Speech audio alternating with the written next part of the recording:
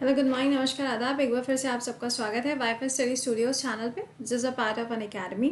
सो हम लोग की जो सीरीज़ चल रही है उसका नेक्स्ट डे आता हुआ, और देखते हैं आज कौन कौन से क्वेश्चन और कितने आप सही कर पाते हैं। ठीक है, ये जो सीरीज़ चल रही है ये आपके ग्रुप डी के लिए and specially for MTS examination.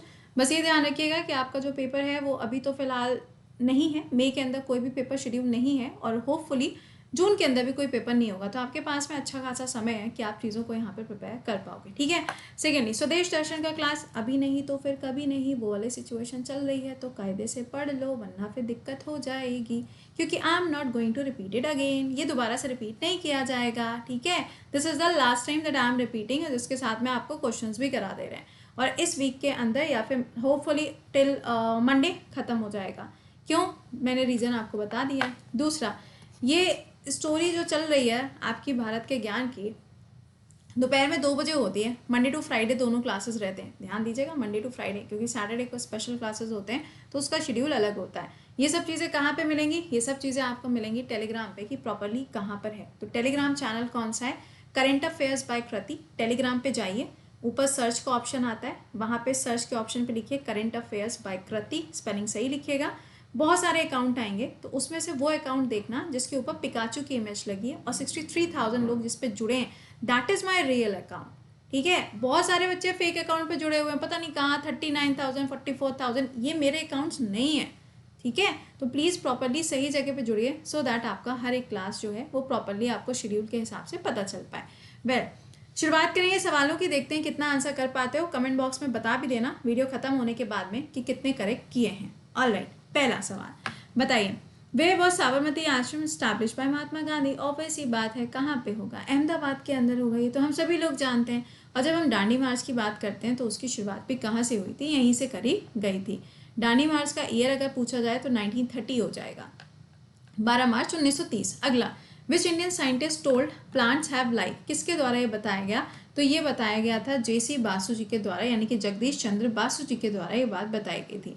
Plants की जब हम बात करते हैं तो इसके अंदर जाइलम और फ्लोएम होता है। एक का काम होता है वाटर को लेकर जाना, एक का काम होता है खाने को लेकर जाना, और दोनों ही आपके लिए क्या होते हैं? इंपॉर्टेंट होते हैं। चलो नेक्स्ट बताओ, कोलकाता कौन सी नदी के किनारे पर है?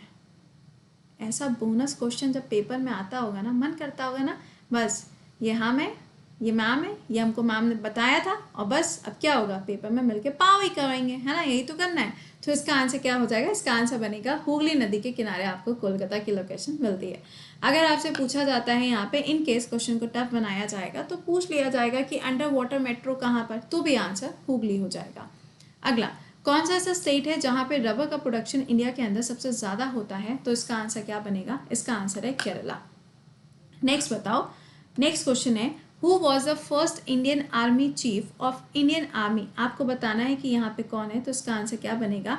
जनरल KM करियप्पा जी जो हैं वो सबसे पहले थे। मैंने आपको बताया भी था कि जो आर्मी डे सेलिब्रेट किया जाता है वो इसी उपलक्ष्य में ही सेलिब्रेट किया जाता है। आर्मी डे कब होता है? तो 15 जनवरी को उस दिन को सेलिब्रेट करते हैं। अगला, in which game is the word double fault use. Double fault शब्द जो है वो कौन से खेल में यूज किया जाता है? तो इसका इस्तेमाल टेनिस के अंदर होता है। टेनिस के बेसिस पे अभी आपने देखा मैड्रिड कप देखा होगा आपने, उसके बाद में जो अवार्ड्स मिले हैं, लॉरेंस अवार्ड्स मिले हैं, उसमें जो sports person of the year गया है वो नडाल को गया है, और जो फीमेल की कैटेगरी में विमेंस में गया है वो नाओमी ओसाका को गया है। तो ये आपको मालूम होना चाहिए। अगला, When was the first census in India conducted? देखो, इंडिया में पहला जो सेंसस हुआ था वो 1872 में हुआ था, बट प्रॉपर एक डेटा के साथ में, मतलब एक कंप्लीट एक प्रोसेस होता है ना, उसके साथ में 1881 में किया गया था। अभी लेटेस्ट में आपने देखा होगा कि चाइना की जो पॉपुलेशन है वो क्या हुई है? वो इंक्रीज हुई है। और अगर आपसे ये कहा जाता है कि अच्छा ये बताओ, इंडिया की जो पॉपुलेशन है वो चाइना की पॉपुलेशन को टेक ओवर कर जाएगी, और ये जो टेक ओवर होगा कब तक? 2025 तक हो जाएगा। अगला, how many times does a healthy human heart beat in a minute. Human heart जो होता है वो कितना टाइम यहाँ पे बीट करता है? तो कहेंगे मैम वो तो कभी भी धड़कने लगता है, और फिर अगर गलती से गोलू घर के बाहर निकला है और सामने अगर नज़र आ जाए तो फिर मैम ये डबल हो जाता है ना। आई अंडरस्टैंड, तुम लोग की भावनाएं समझ सकते हैं। तो this is 72 times. Next, discovery of India. Very common book, सबको मालूम होना चाहिए। इसका आंसर क्या होगा? जवाहरलाल नेहरू जी के द्वारा इस किताब को लिखा गया है। अगला, which is the most populous country in the world? अभी मैंने आपको बताया है और यही आगे भी रहेगी आने वाले कम से कम 2-3 सालों तक, क्योंकि इन्होंने वन चाइल्ड पॉलिसी ख़त्म कर दी है 2016 में।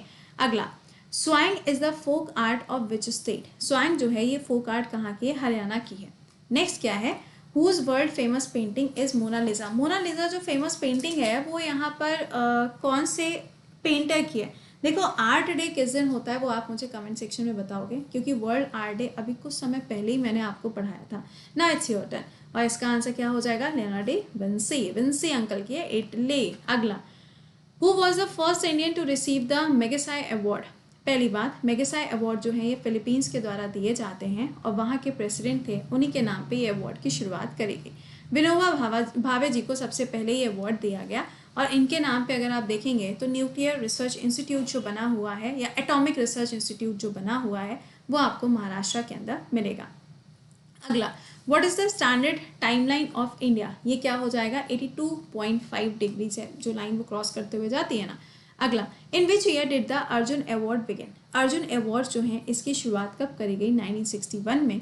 लेकिन ये ध्यान रखिएगा कि स्पोर्ट्स के अंदर जो सबसे हाईएस्ट अवार्ड्स होते हैं दैट इज राजीव गांधी खेल रत्न अवार्ड, जो सबसे पहली बार दिया गया था किसको? विश्वनाथन आनंद जी को, जिनका नाम चेस के साथ में जुड़ा हुआ है। Which is India's highest sports award? India का हाइएस्ट स्पोर्ट्स अवार्ड कौन सा है? तो अभी मैंने आपको बता दिया। नेक्स्ट देखिए, ज्ञानपीठ अवार्ड। अब लिटरेचर के फील्ड में अगर देखोगे तो जो हाईएस्ट लिटरेचर का अवार्ड होता है वो है ज्ञानपीठ अवार्ड। और ये जो अवार्ड है ऐसा नहीं है कि सिर्फ हिंदी लैंग्वेज में दिया जाता है। 54th नंबर का अवार्ड जो है वो इंग्लिश लैंग्वेज में गया था अमिताभ घोष जी को, और 55th नंबर का जो अवार्ड है वो किसको गया था? वो अवार्ड गया है 55th नंबर का जो अवार्ड है वो किसको गया था? अखीतम जी को दिया गया था। तो इसका आंसर क्या होगा? Literature. Next, Ranji trophy is related to which sports? अरे यार, रणजी ट्रॉफी अभी रिसेंटली पोस्टपोन हुई है तो ऑब्वियस सी बात है क्रिकेट की होगी, तो क्रिकेट के अंदर ये ट्रॉफी आपको मिलती है। Next, in which game is the term penalty kick is use? Penalty kick शब्द कौन से वाले स्पोर्ट्स में यूज होता है? तो फुटबॉल के अंदर इसका इस्तेमाल करते हैं।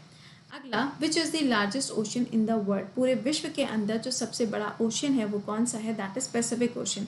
ये छोटी छोटी चीज़ें होती हैं, अगर आप 7 बजे का क्लास कर रहे हो तो आपको रिविजन करने में ज़्यादा समय नहीं लगेगा, समझ रहे हो? और प्लीज़ इस सेशन को भी एक बार से लाइक और शेयर मार दिया करिए ताकि बाकी स्टूडेंट भी इस सेशन को देख पाया करें, because this is your revision session.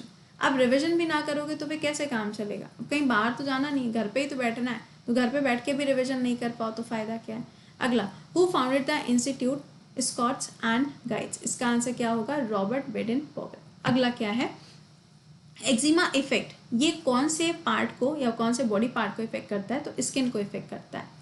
अगला क्वेश्चन में आपसे पूछा जा रहा है कि ये बताइए, who was the prime minister of Britain at the time of India's independence? अभी कौन है? अभी तो बोरिस जॉनसन अंकल हैं, लेकिन जब इंडिया को आज़ादी मिली थी, जब माउंट बेटन प्लान आया था, 3 जून प्लान आया था, उस टाइम पे वहाँ पर पीएम कौन थे? तो आंसर हो जाएगा क्लेमेंट एटली, वहाँ पे उस टाइम पे थे। अगला, whose creation is Meghdoot? Meghdoot की बात करी जाए तो ये किसके द्वारा लिखी गई है? सवाल में ये पूछा जा रहा है, ये ऑपरेशन मेघदूत नहीं पूछा जा रहा है, तो आंसर हो जाएगा Kalidas. Next, how many years does the census takes in India? Bharat के अंदर जो सेंसेक्स होता है या फिर जो जनगणना होती है वो कितने साल पे होती है? तो ये 10 साल पे होती है। होना तो था 21 में, लेकिन आपको भी पता है कि हमारे यहाँ पे तो डेटे ही नहीं इकट्ठा हो पाया था, तब तो कोरोना चचा आ गए थे, तो इसलिए हमारे यहाँ पे अभी नहीं हुआ है। लास्ट टाइम 2011 में हुआ था।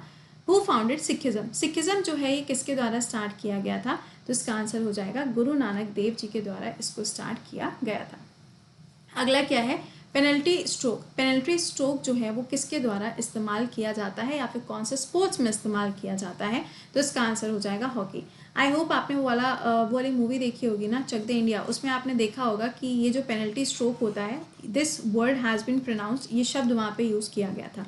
अगला, in which year did the non cooperation movement started? इसकी शुरुआत कब हुई? तो 1920 में स्टार्ट हुआ, 1922 में ये ख़त्म हो गया। क्यों? क्योंकि उस टाइम पे चौरी चौरा हो जाता है, गोरखपुर के अंदर वो जो पुलिस चौकी थी उसको फूंक देते हैं ना जाके, तो इसके चक्कर में क्या हो गया था, ये जो नॉन कॉपरेशन मूवमेंट था इसको भी बंद करना पड़ गया था।